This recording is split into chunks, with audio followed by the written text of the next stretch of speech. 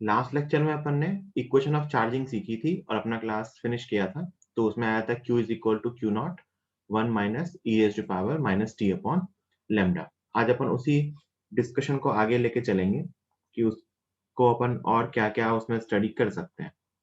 तो अपन ने उसमें एक बेसिक चीज सीखी थी,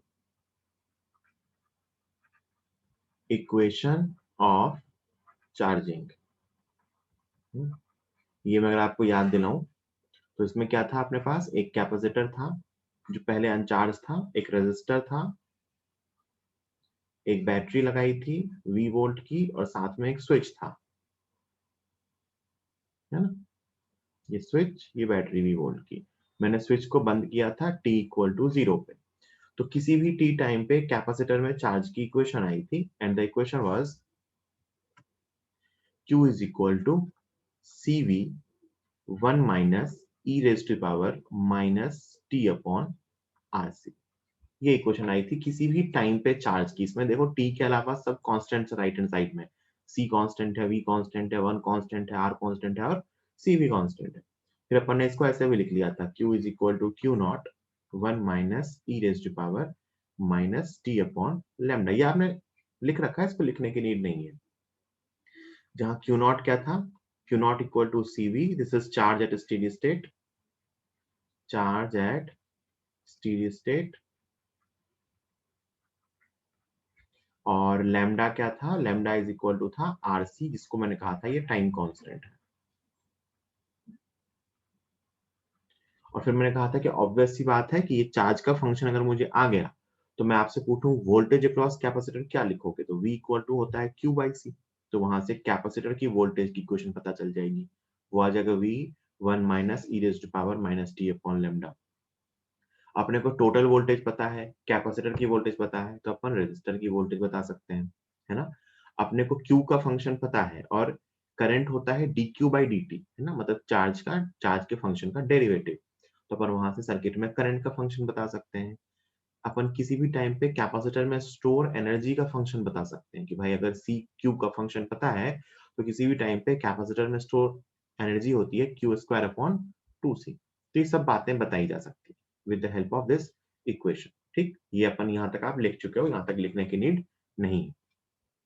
अब मैं इसी इक्वेशन में आपको कुछ और बातें बताऊंगा, जैसे कुछ मैंने बता भी दी थी। इक्वेशन ये थी बेटा, Q is equal to Q naught 1 minus e raised to power minus t upon lambda। एक चीज याद रखना, कभी भी इस इक्वेशन पे बेस्ड कोई क्वेश्चन आ जाए, सबसे पहले Q नॉट और लेमडा निकाल लें। ये निकालना सबसे आसान होता है। Q नॉट क्या होता है, CV, है ना, C इंटू V। और लेमडा क्या होता है, R इंटू C, है ना। तो ये निकालना सबसे आसान होता है। एक चीज देखने वाली है कि लेमडा बैटरी पे डिपेंड नहीं कर रहा, मतलब lambda is the property of this RC circuit, है ना। आप बैटरी वी की लगाओ, 2V की लगाओ, 3V की लगाओ, 4V की लगाओ, time constant of the circuit will not change because time constant is the property of combination of R and C। एक और चीज इंपॉर्टेंट है, क्यू नॉट है CV। ध्यान से देखो, ये CV है, क्यू नॉट जिसको कह रहे हैं, Q naught equal to CV। ये किस चीज पे डिपेंड नहीं कर रहा, तो ये R पे डिपेंड नहीं कर रहा। मतलब आप बैटरी में, आप सर्किट में रजिस्टर R का लगाओ, 2R का लगाओ, 3R का लगाओ, फाइनल चार्ज तो सेम आने वाला है। एक टर्म और लिख सकते हो आप, आई नॉट। आई नॉट क्या है, मैक्सिमम करंट और current at T equal to 0। वो अपन ने सॉल्व किया था, वो V बाय आर आ गया था। क्या आया था, V बाय आर। मैंने आपको कहा था कि हम मान लेते हैं कि टी इक्वल टू 0 पे ऐसा फील होता है जैसे कैपेसिटर की जगह कंडक्टिंग वायर लगा है, क्योंकि उस पर चार्ज कितना था, 0। तो I naught is V by R, this is maximum current और current at T equal to 0, current at T equal to 0। तो आप ध्यान से देखो, तीन चीजें हैं, है ना। क्यू नॉट, इसमें आर की टर्म नहीं आती, लेमडा इसमें वी की टर्म नहीं आती, और आई नॉट इसमें सी की टर्म नहीं आती, है ना। तो कई बार इस पे बेस्ड क्वेश्चन पूछ लेते हैं, बट याद रखना कभी भी आरसी सर्किट का ऐसा सिंपल वाला क्वेश्चन आएगा या कोई भी क्वेश्चन आएगा, सबसे पहले आपका काम है क्यू नॉट निकालना और लेमडा निकालना, उसको निकाल के साइड में रख लेना, तो बाकी चीजें दिखने लगती है ना। अब देखो, इस इक्वेशन से मैं आपको अगर पूछूं कि बताओ भाई t इक्वल टू 0 पे चार्ज कितना है, ये मैंने बता दिया था। तो t इक्वल टू 0 पे चार्ज 0, भाई t इक्वल टू 0 रखो, e रेज़ टू पावर 0 1 होता है, 1 माइनस 1 0 होता है। मैं आपसे पूछूं T tending to infinity long time के बाद स्टेडी स्टेट पे charge E raise to power minus infinity zero होता है, one minus zero is one, तो ये क्यू नॉट आ जाएगा। ये पहले बात हो चुकी है, ये just after the key is close, और ये आफ्टर लॉन्ग टाइम। अब सुनना ध्यान से, क्या टाइम कांस्टेंट भी एक टाइम है? भाई लेमडा टाइम कांस्टेंट है, तो लेकिन क्या भाई टी बराबर 0 टाइम आएगा, टी बराबर 1 सेकेंड टाइम आएगा, टी बराबर 2 सेकेंड टाइम आएगा, टी बराबर 50 सेकेंड टाइम आएगा। तो अगर लेमडा एक टाइम कांस्टेंट की वैल्यू है, मान लो एक सर्किट का लेमडा आता है 10 मिली सेकेंड, तो क्या ये टाइम भी तो आएगा, है ना? तो एक टाइम टाइम कांस्टेंट के इक्वल भी होगा। तो मैं अगर बोलूं कि मैं अगर टी इक्वल टू लेमडा रख दूं, मतलब जब टाइम टाइम कांस्टेंट के इक्वल हो जाए पहली बार, टी इक्वल टू आगे चल के 2 लेमडा भी होगा, 3 लेमडा भी होगा, 4 लेमडा भी होगा, लेकिन हम बात किसकी कर रहे हैं? T equal to lambda. तो टी इक्वल टू लेमडा रख दो तो क्यू कितना मिलेगा? Q is equal to Q naught one minus E raise to power minus lambda upon lambda. क्या किया? टी को लेमडा, ये आ गया E raise to power minus one. अब जिन लोगों को नहीं पता है वो एक चीज पता रखो, बहुत काम आती है। E raise to power minus one जो होता है ना, जो वन बाई ई है, ये होता है बेटा लगभग लगभग 0.37।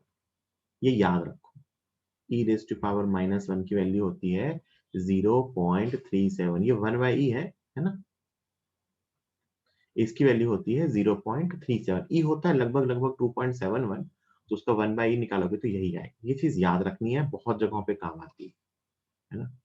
So it is Q naught one minus 0.37, so q is equal to 0.63 q not. इसका मतलब एक टाइम कांस्टेंट के बाद कैपेसिटर पे चार्ज 0.63 क्यू नॉट हो जाता है, where Q not is the maximum charge. इसका मतलब एक टाइम कांस्टेंट के बाद कैपेसिटर 63% चार्ज हो जाता है। ध्यान से देखिए, टाइम कांस्टेंट में आर ये वी की टर्म नहीं आती थी। मतलब आप कितने की भी बैटरी लगा दोगे, आप 100 वोल्ट, 200 वोल्ट, 500 वोल्ट, हर केस में क्यू नॉट डिफरेंट डिफरेंट होगा, लेकिन हर केस में क्या होगा? Capacitor is 63% charged. Capacitor is 63% charged after one time constant, है ना? ये इंपॉर्टेंट है, याद रखना कि एक टाइम कांस्टेंट के बाद, और टाइम कांस्टेंट होता कितना है? आरसी के बराबर। एक टाइम कांस्टेंट के बाद कैपेसिटर पे चार्ज होता है मैक्सिमम चार्ज का 63%, है ना? अच्छा याद रखना, अपन वही केस स्टडी कर रहे हैं जिसमें कैपेसिटर इनिशियली अनचार्ज था, क्योंकि मैंने जब इंटीग्रेट किया था तो लिमिट में मैंने टी इक्वल टू जीरो पे क्यू इक्वल टू जीरो लिया था। ठीक है। और फोर्थ बेटा, चार्ज जीरो था फाइन पहले, और लॉन्ग टाइम के बाद क्यू नॉट हो गया, तो कभी ना कभी ऐसा टाइम भी तो आएगा जब चार्ज मैक्सिमम चार्ज का आधा हो जाए। भाई this is maximum charge Q not, है ना? तो कभी ना कभी ऐसा टाइम भी तो आएगा जब चार्ज क्या हो जाए? मैक्सिमम चार्ज का आधा। उसको बोलते हैं हाफ लाइफ या हाफ टाइम, है ना? वही कैलकुलेट कर रहे हैं। टी इज इक्वल टू, मैं इसको टी एच लिखता हूँ, है ना? हाफ लाइफ मान लो, हाफ लाइफ, है ना? ये कौन सा टाइम है? जब चार्ज मैक्सिमम चार्ज का आधा हो जाए, नाम से ही पता चल रहा है। This is the time when charge is half of the maximum value. अच्छा ये जो भी मैं बता रहा हूँ, ये सब चीजें यहाँ भी काम आएंगी, इंडक्टर में भी काम आएंगी, और जब अपन न्यूक्लियर फिजिक्स पढ़ेंगे तो वहां भी काम आएंगे, है ना? तो हम जानना चाहते हैं कि हाफ लाइफ की वैल्यू क्या होती है। तो हाफ लाइफ वो टाइम है जब चार्ज मैक्सिमम चार्ज का आधा हो जाएगा, तो अभी पता चल जाएगा। भाई ये चार्ज का फंक्शन था, q is equal to Q naught one minus E raise to power minus T upon lambda. जब चार्ज आधा हो जाएगा, मतलब Q not by two is equal to Q naught one minus E raise to power, तो हम कहते हैं कि टी एच जो है, टी जो है वो टी एच के इक्वल है। क्यू नॉट से क्यू नॉट कैंसिल हुआ, ये क्या बचा? One by two is equal to one minus E raise to power minus T H upon lambda. यहाँ से E raise to power minus T H upon lambda की value आ रही है one by two, so minus th upon lambda की value, या इसको reciprocal ले लो, तो e raise to power th upon lambda की वैल्यू आ जाएगी टू। मैंने दोनों का रेसिप्रोकल ले लिया तो पावर का माइनस साइन हट गया. So TH upon lambda is equal to ln2. So half life is equal to lambda ln2. This is the half life. ये वो टाइम है जिसके बाद चार्ज मैक्सिमम चार्ज का आधा हो जाता है. lambda ln2. ln2 की वैल्यू होती है 0.693. So this is approximately 0.693 into lambda और 0.693 into lambda की वैल्यू मैंने सिखाई थी RC होती है ना.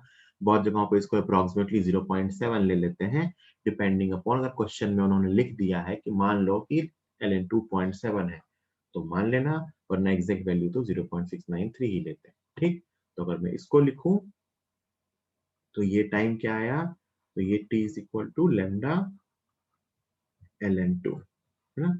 ये हाफ लाइफ. तो ये दो बहुत इंपॉर्टेंट टाइम है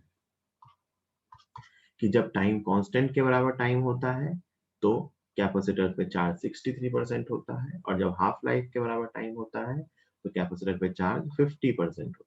कितना होता है? 50%. अच्छा देखो, 50% वाला टाइम कम होना चाहिए, 63% वाला टाइम ज्यादा होना चाहिए, है भी सही भाई. ln2 की वैल्यू 1 से कम है तो ये टाइम कम है, ये टाइम ज्यादा है ना. फिर इसी का ना एक ग्राफ बना लेते हैं. चार्जिंग की इक्वेशन के हिसाब से ग्राफ बनाते हैं चार्ज वर्सेस टाइम का, है ना. t इक्वल टू 0 पे चार्ज 0 था और लॉन्ग टाइम के बाद चार्ज कांस्टेंट हो गया Q नॉट के बराबर. ये ग्राफ यहां से स्टार्ट होगा और ऐसा, है ना. ये है Q is equal to Q naught और ये t इक्वल टू 0 पे है ना. तो बाद में जाके चार्ज कांस्टेंट हो जाएगा. सोच के देखो, एक टाइम ऐसा भी आएगा बेटा जब चार्ज कितना होगा, Q नॉट बाई 2. इस टाइम को क्या बोलते हैं? Half life. क्या बोलते हैं? Half life. TH.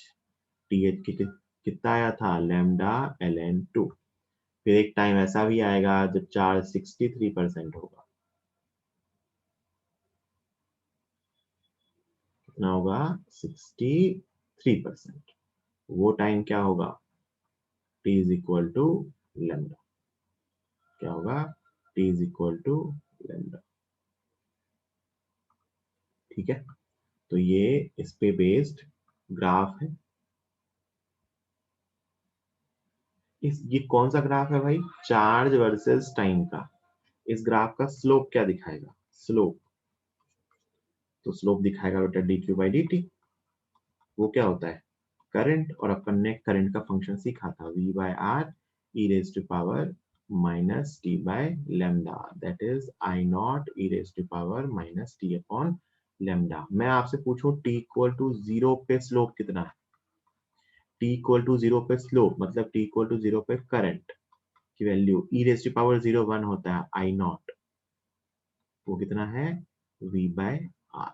This is slope at t equal to 0. कई बार पूछ लेते हैं कि इस ग्राफ का t इक्वल टू 0 पे स्लोप क्या होगा. बेटा यहाँ पे स्लोप ये क्या है? v by R. किस पे डिपेंड नहीं कर रहा? कैपेसिटेंस की वैल्यू पे. तो ये अपनी चार्जिंग की क्वेश्चन के बारे में बेसिक बेसिक बातें थी कि अपन चार्ज का टाइम के साथ फंक्शन जानते हैं तो अपन सब कुछ बता सकते हैं. ठीक है, अब अपन इसको लिखेंगे. सिंपल सा क्वेश्चन करा रहा हूँ इस पे बेस्ड, है ना. क्वेश्चन पे बेस्ड नहीं कराऊंगा, बताऊंगा कि क्या ध्यान रखना है अपने को. ये रहा क्वेश्चन कि एक कैपेसिटर है, एक रेजिस्टर है और एक बैटरी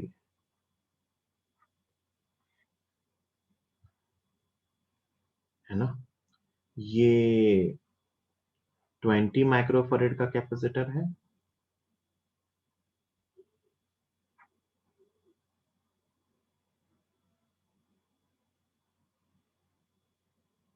ये 1 किलो ओम का रेजिस्टर है ना.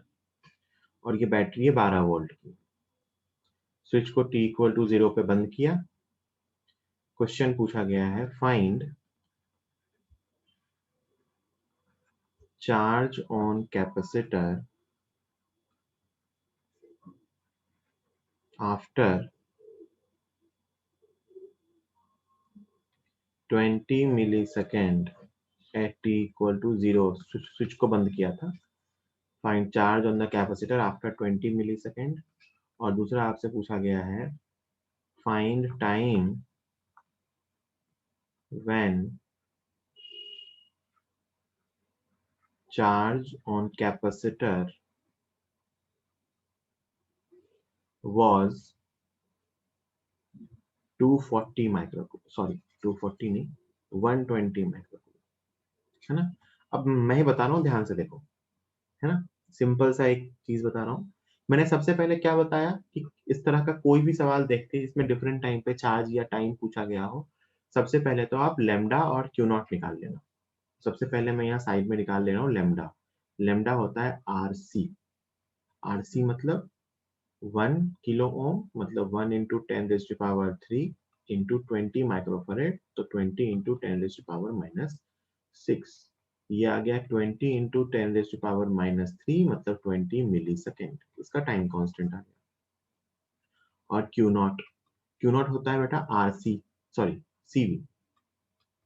सीवी मतलब 240 माइक्रो कूलम। अब अगर आप इस क्वेश्चन को ध्यान से देखो, तो अगर अपने को ये चीजें अपने साइड में लिख ली हैं, तो अपने को क्लियरली दिखेगा कि हमसे पहले क्वेश्चन में एक टाइम कांस्टेंट के बाद चार्ज पूछा है। दिख रहा है, टाइम कांस्टेंट 20 मिलीसेकेंड है और हमसे पूछा है एक टाइम कांस्टेंट के बाद चार्ज बताओ। तो पहले क्वेश्चन का आंसर होगा Q is equal to 0.63 Q naught, direct answer, है ना। 0, क्योंकि पता चल गया कि टाइम कांस्टेंट भी 20 मिलीसेकेंड है और पूछा भी 20 मिलीसेकेंड पे, तो आंसर कितना हो गया 0.63 क्यू नॉट। रख दो value, 0.63 into Q not is 240, multiply कर लेना, है ना।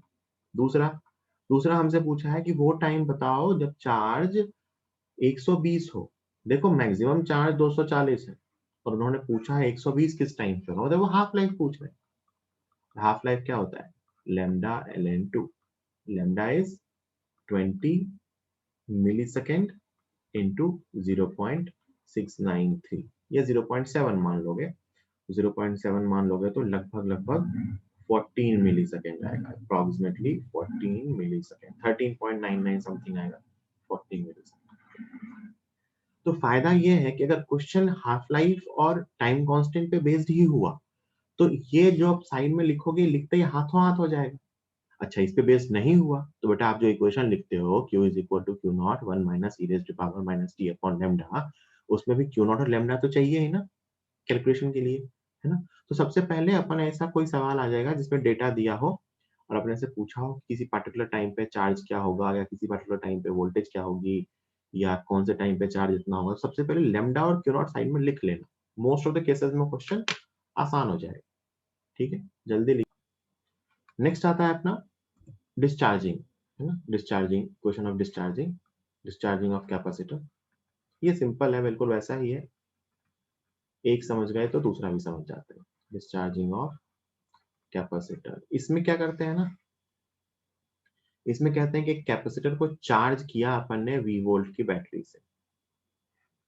कैपेसिटर था, उसको अपन ने V वोल्ट की बैटरी से चार्ज किया, स्विच लंबे टाइम तक कनेक्टेड था, है ना? ये कैपेसिटर था, ये R था, ये V। सर्किट वाज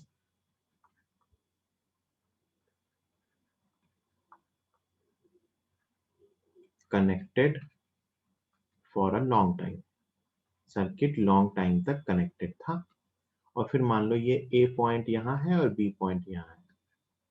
फिर कहते हैं now the battery was removed, now the battery was removed and point A and B were connected, were connected। Battery को हटा दिया गया और पॉइंट ए और बी को कनेक्ट कर दिया गया। तो पहले तो ये सोच के देखो कि अगर लंबे टाइम तक सर्किट लगा हुआ था तो सर्किट में करंट क्या हो गई होगी, जीरो। क्या हो गई होगी, जीरो, क्योंकि लॉन्ग टाइम तक सर्किट कनेक्टेड था। और इस पे चार्ज अपना आ गया होगा प्लस सीवी और इस पे चार्ज आ गया होगा अपना माइनस सीवी। ये टी इक्वल टू जीरो की कहानी, कि जस्ट जब पूरा चार्ज हो चुका था तो उस लॉन्ग टाइम तक सर्किट कनेक्टेड था, तो कैपेसिटर पूरी तरह से चार्ज था और उस पे चार्ज प्लस सीवी और माइनस सीवी था और सर्किट में करंट थी 0। ठीक है, ठीक, just before opening, t equal to 0 मतलब before removing battery, before removing battery. अब देखो मैं बैटरी हटा दे रहा हूँ, बैटरी हटाते ही मैं इसको नीचे ड्रॉ कर दे रहा हूँ, आर का कोई फर्क नहीं पड़ता। सर्किट कुछ ऐसा है, t इक्वल टू 0 पे, ये क्या है, just after battery was remove. ठीक, आपने बैटरी को हटा दिया और ए और बी पॉइंट को कनेक्ट कर दिया, तो सर्किट में क्या क्या बचे, सिर्फ कैपेसिटर और रजिस्टर। कैपेसिटर फुल्ली चार्ज है और रजिस्टर आर है। Just after battery was removed, just after battery was removed and circuit was completed, circuit was completed। यहां से अपन कहानी स्टार्ट करेंगे क्योंकि अपन डिस्चार्जिंग सर्किट सीख रहे हैं। क्या सीख रहे हैं, डिस्चार्जिंग। तो डिस्चार्जिंग स्टार्ट ही यहीं से हुई है, तो ये अपना t इक्वल टू 0 है। t इक्वल टू 0 पे इस पे चार्ज था बेटा, मान लिया प्लस सीवी, इस पे चार्ज था माइनस सीवी, ये रेजिस्टर आर था। जरा सोच के देखिए कि अभी कैपेसिटर पे पोटेंशियल डिफरेंस कितना है, v का, क्योंकि भाई उसका उस पे चार्ज है प्लस सीवी और उसका कैपेसिटेंस है c, तो ये प्लस और ये माइनस, तो कैपेसिटर के क्रॉस जो पोटेंशियल डिफरेंस है वो v का है। तो रेजिस्टर के क्रॉस भी पोटेंशियल डिफरेंस कितना होगा, v का। भाई एक ही सर्किट है, अगर मैं कहूँ इन दोनों पॉइंट्स के बीच का पोटेंशियल डिफरेंस v है, तो इन दोनों पॉइंट्स के बीच का पोटेंशियल डिफरेंस भी v होगा। मतलब ये प्लस है और ये माइनस है, तो रेजिस्टर में इधर करंट फ्लो हो रही है ना। और उस करंट की वैल्यू क्या आएगी, I is equal to potential difference upon R, है ना, जो कि अपना I नॉट हुआ करता था। यहाँ भी t इक्वल टू 0 पे करंट I नॉट के इक्वल ही होगी। तो at t equal to 0 I is equal to V by R, इसको मैंने I नॉट कहा। ये करंट अब कौन फ्लो करवा रहा है, बैटरी फ्लो करवा रहा है क्या, नहीं, ये करंट कौन फ्लो करवा रहा है, कैपेसिटर, जिसने चार्ज स्टोर करके रख लिया, उसके क्रॉस पोटेंशियल डिफरेंस है और वो पोटेंशियल डिफरेंस अब चार्ज को ड्राइव कर। t इक्वल टू 0 पे चार्ज कितना है, q is equal to q not, maximum charge, इसको आप cv लिख सकते हो। तो ये मैंने t इक्वल टू 0 पे करंट लिखा है और ये मैंने t इक्वल टू 0 पे चार्ज लिखा है। अच्छा, आफ्टर लॉन्ग टाइम, लंबे समय के बाद, है ना, मतलब स्विच को ऐसा सर्किट कनेक्ट किया और इसके लॉन्ग टाइम के बाद क्या होगा, तो जरा बेटा सोचो, है ना, कैपेसिटर ने एनर्जी स्टोर कर रखी थी और जब वो रेजिस्टर से करंट को फ्लो करवा रहा था, तो रेजिस्टर में हीट के फॉर्म में एनर्जी का लॉस हो रहा था। तो लॉस होता रहेगा। अब कैपेसिटर के पास इनफाइनाइट एनर्जी तो है नहीं, वो एनर्जी तो फिक्स थी, तो कुछ टाइम में वो पूरी एनर्जी रेजिस्टर में हीट के फॉर्म में लॉस हो जाएगी, है ना। तो लंबे समय के बाद कैपेसिटर पे चार्ज भी 0 हो जाएगा और सर्किट में करंट भी 0 हो जाएगी। क्यों, क्योंकि यहाँ हमारे पास कोई बैटरी नहीं है, हमारे पास क्या है, कैपेसिटर में स्टोर एनर्जी जो फाइनाइट है, हाफ सी वी स्क्वायर या Q square by 2c। Resistor से वो करंट को फ्लो कराना स्टार्ट करेगा, करंट फ्लो होती जाएगी तो रेजिस्टर में हीट प्रोड्यूस होती जाएगी, हीट प्रोड्यूस होता है लॉस ऑफ एनर्जी, तो कुछ कुछ टाइम बाद वो पूरी एनर्जी खत्म हो जाएगी, है ना। तो लॉन्ग टाइम के बाद चार्ज 0 हो जाएगा और करंट भी 0 हो जाएगा, तो कैपेसिटर डिस्चार्ज हो जाएगा, है ना। तो हमें ये पता चल गया कि t इक्वल टू 0 पे क्या होगा डिस्चार्जिंग सर्किट में। तो t इक्वल टू 0 पे current maximum, I is equal to V by R, charge Q equal to Q not C by CV। Long time के बाद चार्ज भी 0 और करंट भी 0। इसमें तो हम इंटरेस्टेड भी नहीं, हम इंटरेस्टेड किसमें, इक्वेशन में। इक्वेशन ले आएंगे तो सब कुछ आ जाएगा, है ना। अब आते हैं at general time t, at general time t। तो किसी भी जनरल टाइम पे आते हैं जब ये अपना सर्किट है ना? मान लेते हैं तब इस पे चार्ज q है, इस पे चार्ज माइनस q है, q q नॉट से कम होके यहाँ तक आ चुका है, तो ये रेजिस्टर है, सर्किट में I करंट फ्लो हो रही है ना।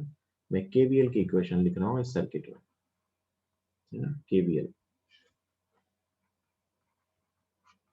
तो केवीएल अगर लिखा जाए सर्किट में तो केवीएल विल बी यहाँ से यहाँ Q बाई सी, इसके cross voltage Q by C और इसके cross voltage minus I R is equal to 0। तो यहाँ से आ गया Q by C is equal to I R. अब एक बहुत ही काम की चीज है कि यहाँ पे जो I होगा ना current, that will be minus D Q by D T. I क्या होगा? Minus D Q by D T. ये माइनस क्यों आया? क्योंकि ये चार्ज जो है ना कैपेसिटर का वो डिक्रीज हो रहा है, तो मैं उसका मैग्नीट्यूड लिखने के लिए एक माइनस लगा रहा हूँ। तो ये माइनस का क्यों आया sign? Because Q is decreasing, Q is decreasing, decreasing है ना ये। तो जो डी क्यू टर्म है ना वो निगेटिव है, तो मैंने उसको पॉजिटिव किया है माइनस का साइन लगा। तो Q by C is equal to I की जगह minus D Q by D T into R. वापस वही कहानी, Q वालों को एक तरफ, तो D Q by Q is equal to minus D T upon R C, है ना। इसको इंटीग्रेट करेंगे, P की लिमिट 0 से T तक, Q की लिमिट T इक्वल टू 0 पे Q कितना था? Q नॉट, Q नॉट से लेके Q तक इंटीग्रेट करेंगे, वो एल एन क्यू बचेगा, 1 बाई क्यू का इंटीग्रेशन, ये बचा Q नॉट से Q तक is equal to D T का इंटीग्रेशन T बचेगा, तो minus T upon R C. Solve करोगे ये बचेगा बेटा L N Q upon Q not is equal to E raise to power minus T upon R सी।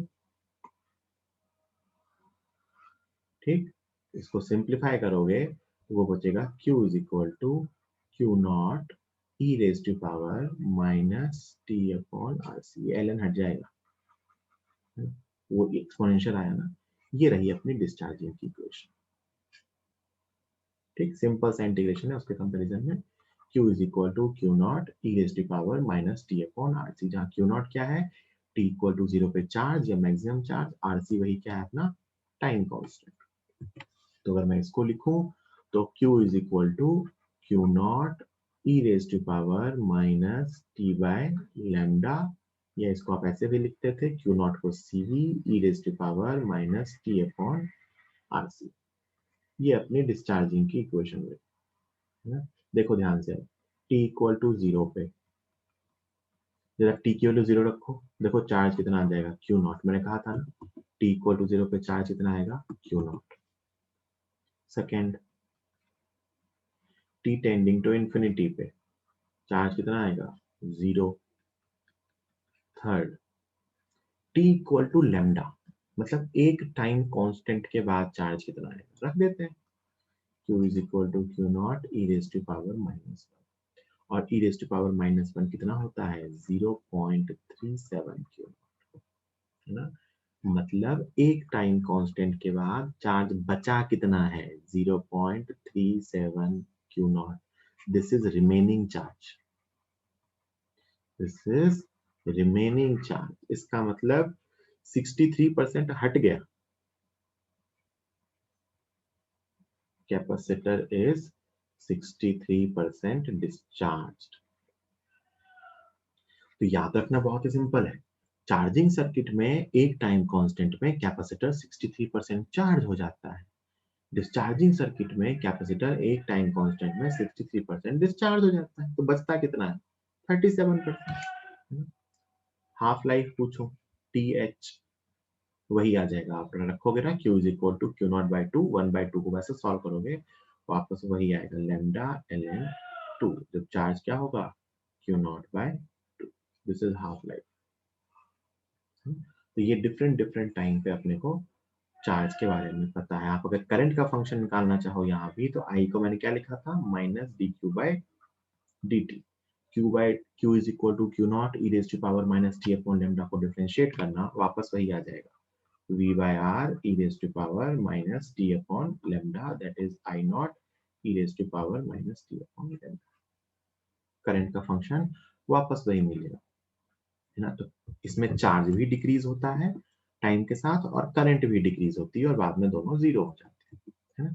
तो ये अपने डिस्चार्जिंग का सर्किट था। इसमें जो पूरी की पूरी एनर्जी थी कैपेसिटर में, वो फाइनली कहाँ जाती है रेजिस्टर में हीट के फॉर्म में लॉस होती है। जैसे मैं आपसे कहूं कि मान लो कैपेसिटर V वोल्ट से चार्ज था, है ना, और मैंने उसको एक रेजिस्टर के क्रॉस डिस्चार्ज होने के लिए लगा दिया। क्या था? कैपेसिटर चार्ज था और मैंने उसको एक रेजिस्टर के क्रॉस डिस्चार्ज होने के लिए लगा दिया। तो बताओ लंबे टाइम के बाद टोटल हीट लॉस क्या होगा? तो हाफ सी वी स्क्वायर। मैं क्या बता रहा हूँ देखो, मैं अगर आपसे कहूं कि एक कैपेसिटर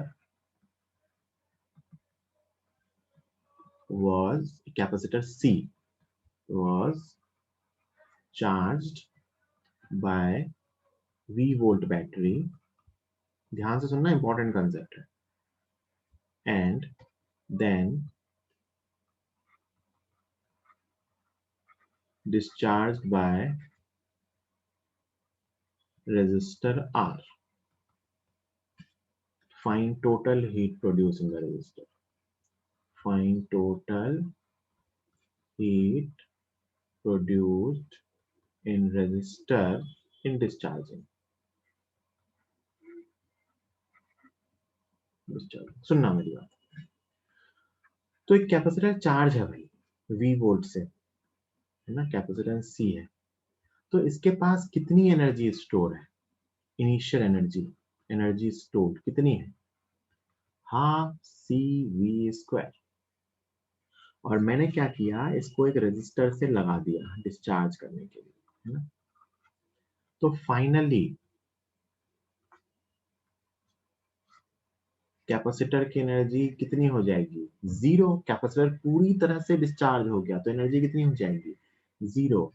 तो जो पूरी एनर्जी गई वो कहाँ गई? हीट लॉस में। टोटल हीट लॉस, पूरी एनर्जी कहाँ जाएगी? हीट लॉस में। वो कितनी होगी?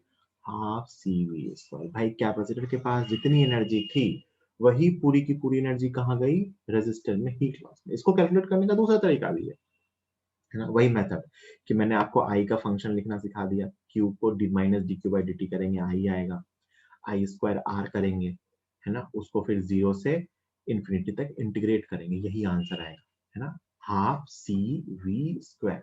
तो इसीलिए अपन कह सकते हैं कि अच्छा ध्यान से देखो, ये जो टोटल हीट लॉस है, अगर एक सी कैपेसिटेंस के कैपेसिटर को V वोल्ट की बैटरी से चार्ज किया गया, मतलब एक फुल्ली चार्ज कैपेसिटर को अगर मैं डिस्चार्ज करूं डिफरेंट डिफरेंट आर से, R1 R2 R3 R4, तो टोटल हीट प्रोड्यूस्ड का आंसर आर पे डिपेंड नहीं करता है। मतलब अगर कैपेसिटर में 100 जूल एनर्जी स्टोर थी तो 100 के 100 जूल ही हीट लॉस होगा। It will not depend on the value of R. हाँ, आर पे क्या डिपेंड करेगा? टाइम कांस्टेंट, कि किसमें कम टाइम में होगा, किसमें ज्यादा टाइम में होगा, लेकिन टोटल हीट लॉस तो सब में सेम होगा, है ना। तो ये अपना डिस्चार्जिंग है, ठीक। इसका भी ग्राफ बना सकते हैं, ग्राफ फॉर डिस्चार्जिंग, डिस्चार्जिंग के लिए ग्राफ, है ना। तो डिस्चार्जिंग के लिए ग्राफ कैसा आएगा? तो फंक्शन कितना आया? एक्सपोनेंशियल डीके का। ये फंक्शन एक्चुअली बनता है न्यूक्लियर फिजिक्स में। आप ध्यान से देखो ना, कि सिर्फ 1 माइनस की टर्म नहीं है इसमें, बाकी सब तो सेम ही तो है। तो ये एक्सपोनेंशियल डीके है, क्यू का टी के साथ, टी इक्वल टू 0 पे चार्ज क्यू नॉट था, क्यू नॉट से स्टार्ट होता है और लंबे टाइम के बाद फिर वही कुछ पॉइंट जो मैंने वहां मार्क किए थे मैं वहां यहाँ भी मार्क करूंगा। एक टाइम आएगा जब चार्ज क्यू नॉट बाई 2 होगा, उस टाइम को क्या बोलते हैं? Half life. और उसकी वैल्यू क्या होती है? Lambda ln2। टाइम कांस्टेंट के बराबर टाइम आएगा, t is equal to lambda, ठीक। तो उस पे चार्ज कितना आएगा? 0.37 क्यू, है ना। और इसके लिए अगर मैं इसका स्लोप का मॉड निकाल लूं, मॉड ऑफ स्लोप, देखो इसका स्लोप निगेटिव, इसका स्लोप कैसा है? निगेटिव। इसलिए मैंने कहा था current minus D Q by D T, mod of D Q by D T, तो क्या आ जाएगा? Current I naught E raise to power minus T upon lambda. T equal to 0 पे स्लोप का मॉड कितना आएगा? I naught that is V by R. वही कहानी है, कोई चेंज नहीं है, सब कुछ सेम है, कुछ भी नया नहीं है, बस वो चार्जिंग का सर्किट था और ये डिस्चार्जिंग का सर्किट। इसमें ये दो टाइम वापस इंपॉर्टेंट है, हाफ लाइफ और टाइम कांस्टेंट। वहां पे एक टाइम कांस्टेंट के बाद कैपेसिटर 63% चार्ज हो गया था, यहाँ 63% डिस्चार्ज हो गया। ठीक है, अब आप इसको लिखेंगे एक एक करके, किसी को कोई डाउट हो तो वो पूछ सकता है ना। ये दो तीन क्वेश्चन में बता रहा हूँ, वो हीट प्रोड्यूस्ड और बैटरी में वर्क डन पे बेस्ड। इन सब टाइप के क्वेश्चंस में क्या होता है, बैटरी पहले सर्किट में लगी होती है या एक टाइप का सर्किट अपने पास कनेक्टेड होता है, फिर सर्किट में कुछ चेंज किया जाता है। जनरली या तो स्विच ओपन या क्लोज किया जाता है या एक डाइलेक्ट्रिक इंसर्ट किया जाता है, और फिर आपसे पूछते हैं डिफरेंट डिफरेंट चीजें, बताओ बैटरी से कितना चार्ज फ्लो हुआ या कैपेसिटर पे कितना चार्ज आया या स्विच से कितना चार्ज पास हुआ या कितनी हीट प्रोड्यूस हुई। जनरली जो इसमें सबसे इंपॉर्टेंट पार्ट होता है वो होता है कि बताओ कितनी हीट प्रोड्यूस्ड हुई सिस्टम में, है ना। क्या होता है, सिस्टम में कितनी हीट प्रोड्यूस हुई। तो मैं सिस्टम की हीट प्रोड्यूस के लिए एक आपको फॉर्मूला बता रहा हूँ, है ना। फॉर्मूला नहीं है वो, मतलब लॉजिक है, एनर्जी कंजर्वेशन का लॉजिक। क्वेश्चन क्या होता है कि पहले कुछ सिस्टम था, फिर हमने कहीं कोई स्विच बंद किया, कोई स्विच ओपन किया, कुछ भी किया, और फिर बाद में एक सिस्टम था। तो इस सिस्टम से इस सिस्टम में कन्वर्ट होने में सिस्टम में कितनी हीट प्रोड्यूस हुई। देखो मैं क्या लिख रहा हूँ, इनिशियल पोटेंशियल एनर्जी, ये किस में स्टोर होती है, जो भी कैपेसिटर्स हैं उनमें। This is initial potential energy. ये पहले इतनी एनर्जी थी, समझोगे तो इंपॉर्टेंट है, लेकिन ऐसे फायदा नहीं है।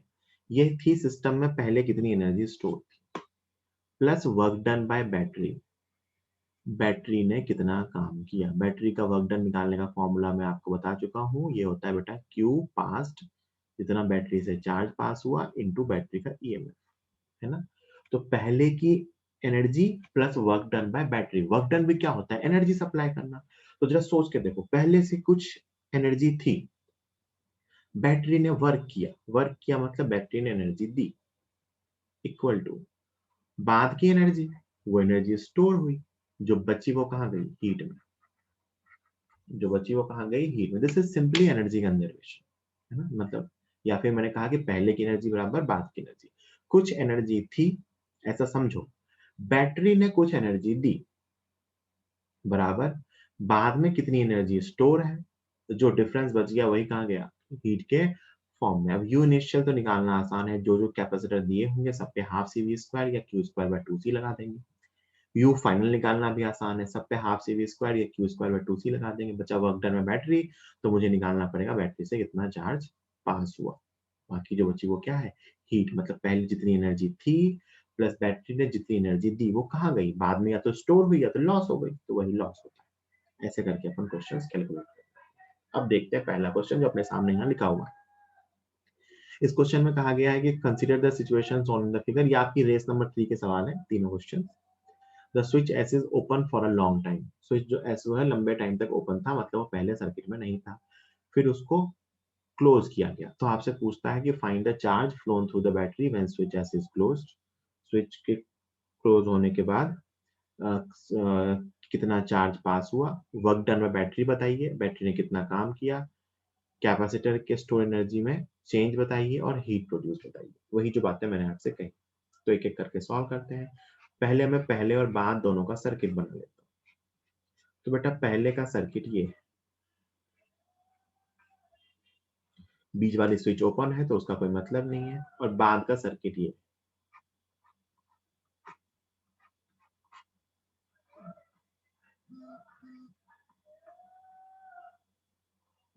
बाद का सर्किट ये है ना। ध्यान से सुनना, क्वेश्चन सबसे इंपॉर्टेंट क्वेश्चन यही है। तो पहले के सर्किट में बेटा ये V वोल्ट की बैटरी लगी हुई है, दोनों कैपेसिटर C और C सीरीज में है ना। कैसे है, सीरीज में। तो आप सिंपल निकाल सकते हो, C इक्विवेलेंट C/2 आएगा, है ना। तो आप अगर चार्ज निकालो तो चार्ज आएगा CV/2। तो इस पे चार्ज आएगा प्लस CV/2, इस प्लेट पे चार्ज आएगा माइनस CV/2, इस पे भी चार्ज आएगा प्लस CV/2, इस पे चार्ज आएगा माइनस CV/2। मैंने चारों प्लेट पे चार्ज लिख दिया पहले का, है ना। ये पहले का सिस्टम है। अब देखना बाद का सिस्टम। ये बैटरी V वोल्ट की है, ये कैपेसिटर C है, ये C। बेटा जरा ध्यान से देखिए, मान लेते हैं इस पॉइंट का पोटेंशियल 0 है। जो जो पॉइंट वायर से लगे होते हैं उनका पोटेंशियल 0 ही होगा, सेम होगा। तो इसका पोटेंशियल भी जीरो होगा, वायर से लगे, इसका पोटेंशियल भी जीरो होगा और इसका पोटेंशियल भी जीरो होगा, और इसका पोटेंशियल बैटरी आ गई तो V होगा और इसका पोटेंशियल V होगा। आप ऐसा भी सोच सकते हो कि जो ये वाला कैपेसिटर है ये अब बैटरी के क्रॉस लग गया है, इसका पोटेंशियल V है और ये जो है ये शॉर्ट सर्किट हो गया। स्विच बंद करते ही ये क्या हो गया, शॉर्ट सर्किट। शॉर्ट सर्किट का मतलब होता है इसके क्रॉस कोई पोटेंशियल डिफरेंस नहीं है, इसको बोलते हैं शॉर्ट सर्किट, है ना। तो बाद में इस पे चार्ज कितना हो जाएगा, बाद में इस पे चार्ज जीरो, शॉर्ट सर्किट हो गया ना, मतलब उसके दोनों तरफ वोल्टेज इक्वल है तो उसके क्रॉस कोई पोटेंशियल डिफरेंस नहीं है, तो इस पे चार्ज जीरो, इस पे चार्ज जीरो, और इस पे अब वोल्टेज भी आ गया तो इस पे चार्ज प्लस सीवी और इस पे चार्ज माइनस सीवी। ये पहले और बाद के सर्किट है ना, ये पहले का सर्किट है और ये बाद का सर्किट है। यहां तक किसी को कोई दिक्कत है तो बताइए। अब मैं सबसे इंपॉर्टेंट चीज यूज करूंगा बेटा, वो है चार्ज कंजर्वेशन। वो क्या है, चार्ज कंजर्वेशन। ध्यान से देखिएगा,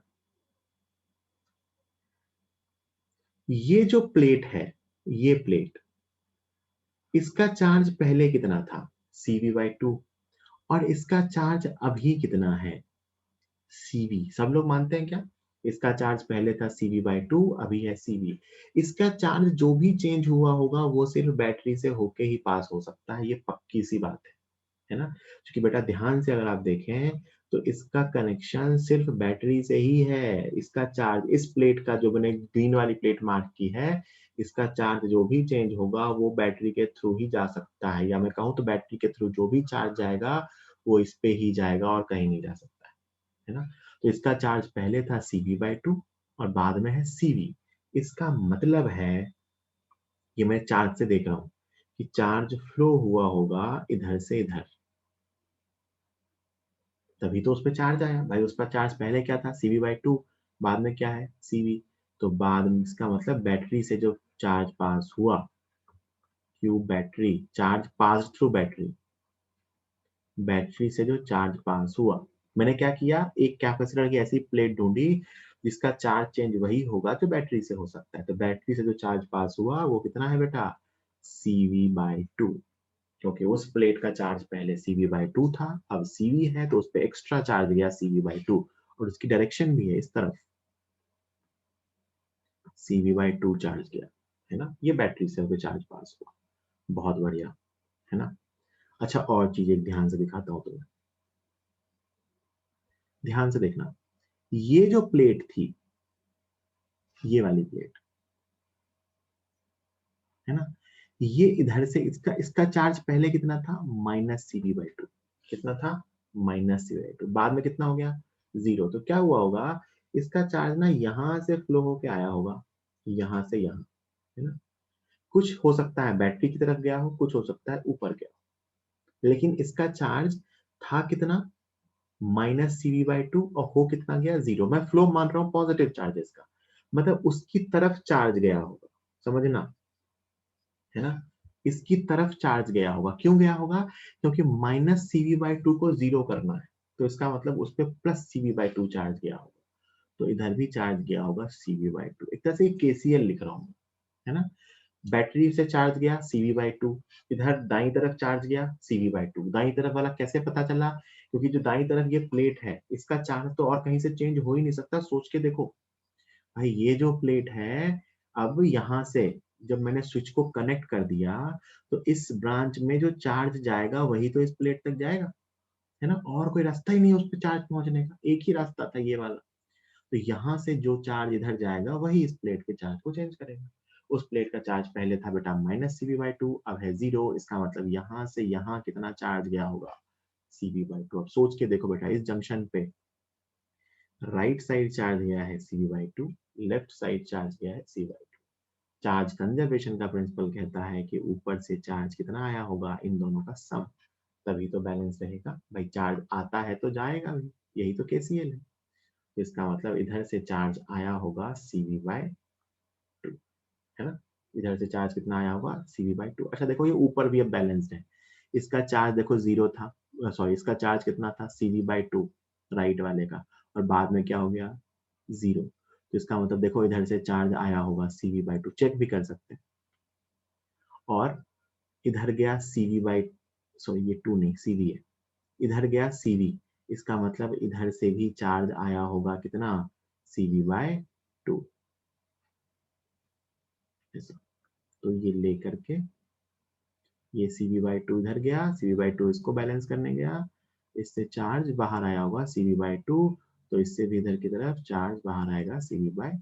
तो ये पूरी चार्ज की कहानी है कि पहले का चार्ज क्या है और बाद का चार्ज क्या है। ऊपर वाला ना लिखें तो भी चलेगा, नीचे वाले से भी अपना काम चल जाएगा कि उस कैपेसिटर पे पहले कितना चार्ज था और बाद में कितना चार्ज है। ठीक, तो ये पूरी कहानी है। कैसे सीखा अपन ने, तो अपने को क्या क्या पता था ये देख लो। तो अपने को पता था कि इस कैपेसिटर की प्लेट पे चार्ज था पहले +CV/2 और -CV/2, और इस कैपेसिटर की प्लेट पे चार्ज था +CV/2 और -CV/2। बाद में जब इस स्विच को कनेक्ट कर दिया तो इस पे चार्जेस 0 हो गए और इस पे चार्ज हो गया +CV/2, +CV और -CV। इस प्लेट का जो भी चार्ज चेंज हुआ वो बैटरी से होके ही आएगा। इसका चार्ज पहले था CV/2, अब हो गया CV, इसका मतलब इधर से चार्ज गया होगा CV/2। इस प्लेट का पहले चार्ज था, राइट वाली प्लेट का, सबसे राइट मोस्ट प्लेट का पहले था चार्ज -CV/2, अब 0 हो गया, इसका मतलब इधर से इधर चार्ज गया होगा CV/2। इस जंक्शन की बात करें, यहाँ से CV/2 चार्ज लेफ्ट गया, CV/2 चार्ज राइट गया, इसका मतलब यहाँ से कुछ चार्ज आया होगा और यहाँ से कितना चार्ज आया होगा, इन दोनों का सम, तभी तो इधर जाएगा। तो कितना चार्ज आया CV, है ना। ये पूरी की पूरी कहानी है। आप बाकी बैलेंसिंग सोच के देखो तो इस जंक्शन पे इधर की तरफ चार्ज गया है CV/2 और इधर की तरफ भी गया है CV/2 और मिलके नीचे आया है CV। देखो यहाँ से -CV/2 से CV हो गया। ठीक है, अब आप हर पार्ट का आंसर लिख सकते हो। पहले पार्ट का answer, find charge flown through the battery, answer आ चुका है CV/2। बी पार्ट का answer, find work done by the battery, तो वर्क डन बाय बैटरी का फॉर्मूला बताया था बेटा, Q जितना बैटरी से पास हो इंटू E। बैटरी से कितना चार्ज पास हुआ CV/2 इंटू बैटरी का ईएमएफ कितना है V। आंसर कितना आ गया CV²/2। C part, find change in the energy stored of the capacitor, simple है, यू इनिशियल निकाल लोगे, है ना। कैपेसिटर 1 में, इसको मान लो 1 कह रहा हूँ, इसको मान लो 2 कह रहा हूँ। तो 1 में क्या एनर्जी स्टोर थी पहले, हाफ सी वी स्क्वायर, मतलब Q²/2C। दूसरे में भी क्या थी, Q²/2C। टोटल एनर्जी निकाल सकते हो। बाद में इसमें तो है हाफ CV² और इसमें है 0, तो यहाँ से थर्ड पार्ट भी हो जाएगा, है ना। कैपेसिटर 1 की एनर्जी पहले निकालोगे, तो कैपेसिटर 1 की एनर्जी पहले, तो Q के टर्म में लिख लो, तो C²V², मतलब वो हाफ CV/2 हो जाएगा, तो हाफ CV/2 स्क्वायर, मतलब V²/4, तो CV²/8 आ जाएगा। और U2 की पहले की एनर्जी हाफ CV²/4, ये पहले की है, और बाद की, है ना। फाइनली पहले में क्या आएगा, हाफ CV² और दूसरे में क्या आएगा 0। और जो डी पार्ट है, डी पार्ट के लिए ये फॉर्मूला लगाएंगे। यू इनिशियल पता है बेटा, इन दोनों का सम। यू फाइनल पता है, ये रहा। वर्क डन बैटरी पता है, ये रहा। बचा क्या, हीट प्रोड्यूस्ड, है ना। ये मैंने क्वेश्चन आपको समझाया। एक क्वेश्चन और बताऊंगा इसी पे बेस्ड, फिर तीसरा क्वेश्चन आपको खुद से घर पे करना है। ये क्वेश्चन घर पे खुद से एक बार सोच के करना, बहुत सिंपल है। सर्किट में आपको पहले के चार्जेस लिखने हैं, बाद के चार्जेस लिखने हैं, और फिर सोचना है किस जंक्शन से कितना चार्ज कहाँ गया होगा, है ना। कैसे देखते हैं, कुछ ब्रांचेस फिक्स होती हैं कि एक, जैसे मैंने कहा यहाँ क्या फिक्स किया ना, कि भाई मैंने क्या सोचा देखना, कि इस वाली प्लेट में जो ये कर्व वाली प्लेट आपको दिख रही है, इसके चार्ज में जो भी चेंज हुआ होगा वो बैटरी से होकर ही जा सकता है, और इस राइट मोस्ट वाले की चार्ज में जो भी चेंज हुआ होगा वो इधर से इधर ही जा सकता है। तो मुझे इस जंक्शन पे लेफ्ट जाने वाला चार्ज मिल गया और राइट जाने वाला चार्ज। ऐसे ही सॉल्व करते हैं। इसको जल्दी से नोट कीजिए, फिर एक क्वेश्चन और बताऊं कि इसको कैसे सॉल्व करेंगे। सोचो स्विच ओपन था जब, पहले तो अपना पहला काम क्या होता है, पहले और बाद का डायग्राम बनाना। तो जब स्विच ओपन थी तो बेटा सर्किट ऐसा था।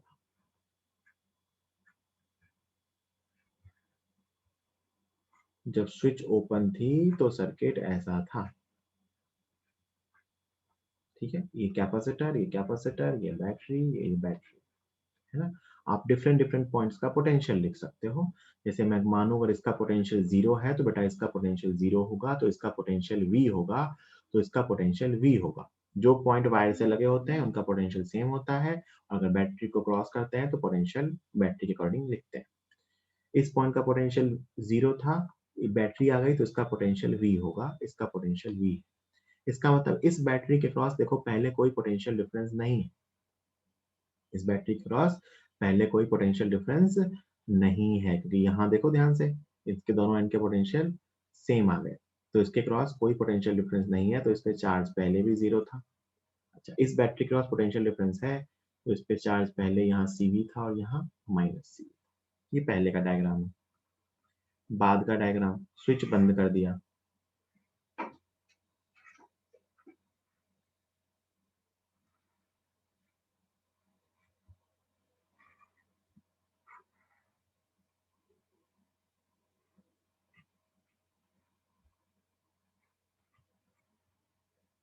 स्विच बंद कर दिया तो क्या हो गया, उसके क्रॉस पोटेंशियल डिफरेंस 0 हो गया।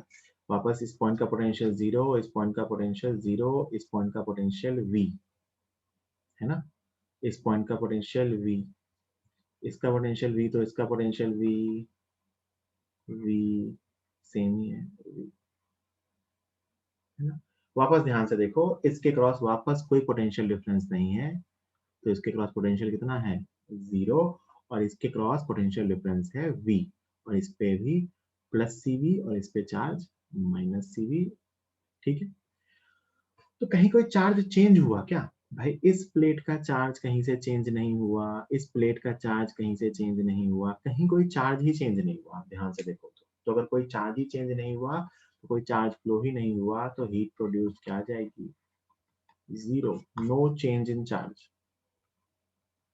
No change in charge distribution. तो इसमें हीट प्रोड्यूस क्या आएगी 0, जैसा चार्ज डिस्ट्रीब्यूशन पहले था वैसा ही चार्ज डिस्ट्रीब्यूशन बाद में भी।